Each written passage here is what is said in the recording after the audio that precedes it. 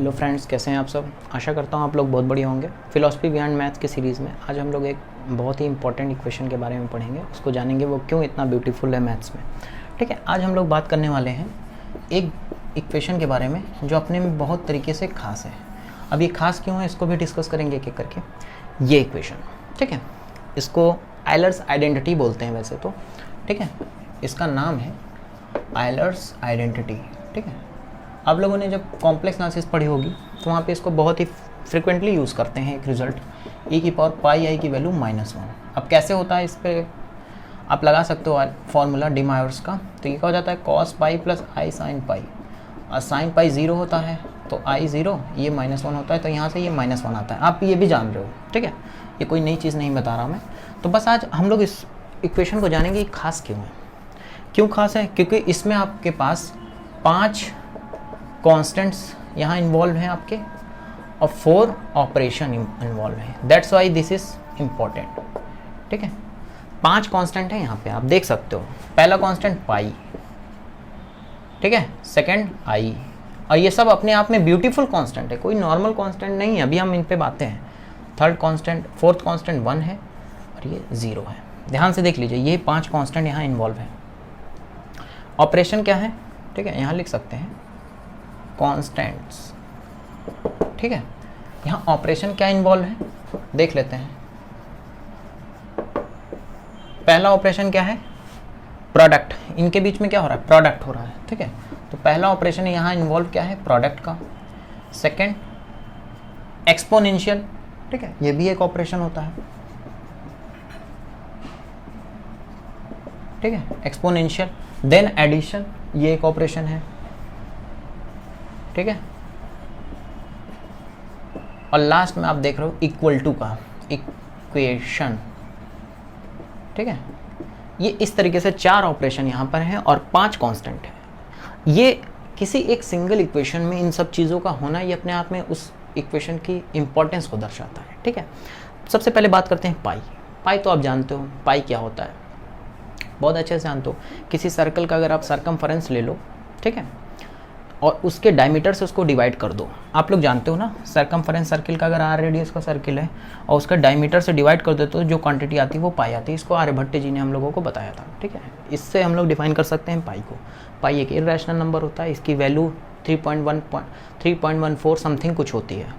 और geometric calculation में हम लोग 22/7 इसका अप्रॉक्सीमेट वैल्यू लेते हैं। हालांकि वो एक्चुअल नहीं होता है, वो अप्रॉक्सीमेट वैल्यू होता है, एग्जैक्ट वैल्यू नहीं होता है 22/7। आप लोग इस पर ध्यान दीजिएगा, 3.14 लेते हैं या 22/7, तो ये पाई होता है। ठीक है, पाई की एक अलग ही इंपॉर्टेंस है। कोई एक सीरीज़ हम पाई पे भी रखेंगे, आने वाली सीरीज़ में हम पाई पे एक पूरा लेक्चर उसी को डेडिकेटेड रहेगा। ठीक है, अब बात करते हैं आयोटा। आयोटा की तो बात ही निराली है। पूरी कॉम्प्लेक्स, पूरे रियल वर्ल्ड और कॉम्प्लेक्स वर्ल्ड में पूरा तहलका मचाने वाला कांस्टेंट आई है। आप जानते हो आई को कैसे डिफाइन करते हैं, √(-1). ठीक है, इमेजिनरी नंबर होता है। पूरी कॉम्प्लेक्स एनालिसिस का फंडामेंटल इस पर डिपेंड करता है और इस पर बहुत कुछ है। उसको हम लोग किसी सिंगल लेक्चर में आई के बारे में भी सारी चीज़ें कवर किया करेंगे। ई को तो जानते हो आप, लॉगरिदमिक कांस्टेंट होता है। इसकी वैल्यू 2 से 3 के बीच में होती है। इसका सीरीज एक्सपेंशन भी आप जानते होगे, ई की पावर x से आप निकाल सकते हो। x को 1 पुट करोगे तो 1 + 1/(1 + 1/(2).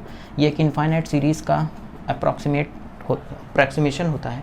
ई की वैल्यू 2 से 3 के बीच में क्यों होती है, इस पर भी हम लोग एक सेपरेट लेक्चर लाएंगे और ई के बारे में बहुत सारी चीज़ें एक्सप्लोर करेंगे। ठीक है, 1 को तो आप जानते हो, यूनिट, पहला मेंबर है नेचुरल नंबर का, काउंटिंग नंबर का। 1 की बात ही अलग है। ईश्वर एक होता है, ये यहीं से आप समझ लीजिए एक की क्या महत्ता है। और 0 तो पूरा जो मैथमेटिक्स जगत में पूरी जो क्रांति आई वो 0 की वजह से आई है। ठीक है, तो ये 5 एक ब्यूटीफुल जो नंबर्स हैं, इनको एक ही इक्वेशन में आप देख पा रहे हो कितने अच्छे से सजे हुए हैं। और साथ साथ यही नहीं, ऑपरेशन भी आप देख पा रहे हो इनका। देखिए, आई और पाई के बीच में प्रोडक्ट हो रहा है और एक्सपोनेंशियल ई की पावर में है आई और पाई, और एडिशन हो रहा है 2 नंबर्स का, और इक्वेशन के फॉर्म में ये बंधे हुए हैं।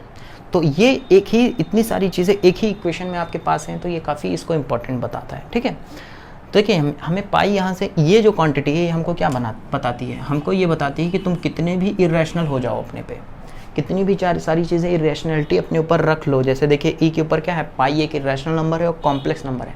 मतलब कितनी भी कॉम्प्लेक्सिटी विद इरेशनलिटी रखो, लेकिन बी रियल, ये टर्म हमको बताता है कि बी रियल, ठीक है। कितना भी आपके पास वो हो, आप क्या रहो, रियल रहो, ठीक है।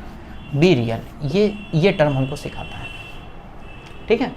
और ये टर्म बताता है कि ज्वाइन मी, मतलब ये तो बताता है बी रियल, कहता ये टर्म बताता है join me and will be zero, ठीक है। Join me and will be -1, कैसे देखो, इसको आप लिखोगे कैसे, देखिए ये एडिशन वाला क्या बताता है, ये सिंबल हमको बताता है join me and will be. देखिए ये मैथमेटिक्स की खूबसूरती है, ये असल में है -1, लेकिन यहाँ लिखने का तरीका है -1, क्योंकि जैसे ही इसको साथ आप ज्वाइन करोगे, इसको जैसे ही ज्वाइन करोगे तो हो क्या जाओगे आप, -1, ठीक है। जैसे ही आप इसके साथ ज्वाइन करोगे तो हो क्या जाओगे, -1।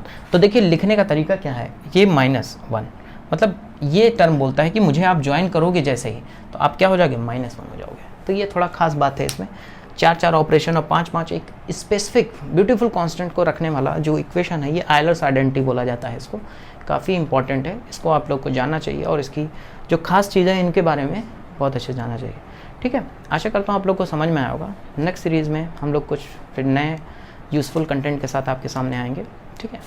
Okay, thank you.